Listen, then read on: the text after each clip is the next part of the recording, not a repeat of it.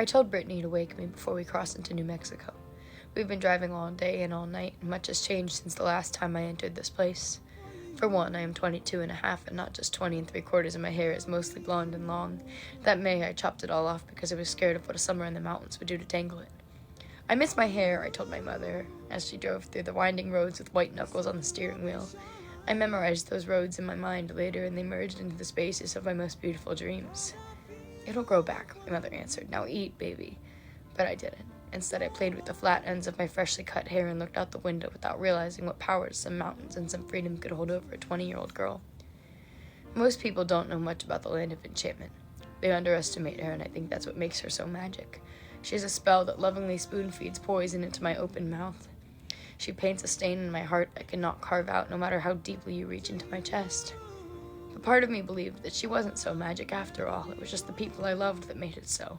But no, she's still exactly how I remember her in her truest form, and since I left, I have spent the bones of my existence sleepwalking, settling into the things that make more sense to those in the real world, to those that have never lived here. The real world does not believe in this magic. But to the lonely ones in the real world, I'd like to tell you about the bison that passed through the land through my duration of the last month here. There were hundreds, maybe 1,000 babies and their mothers, and somehow I knew I'd never see them again. You see, no one understands it, but sometimes you cross borders and you can't cross back. Little in this life is truly reversible for lonely people that have finally been understood. The land of enchantment is the only one that has ever known the truth, that to exist peacefully in these mountains you must be running from something or running towards something. But now I look out the window for just one glimpse of the bison because I want to be enchanted again.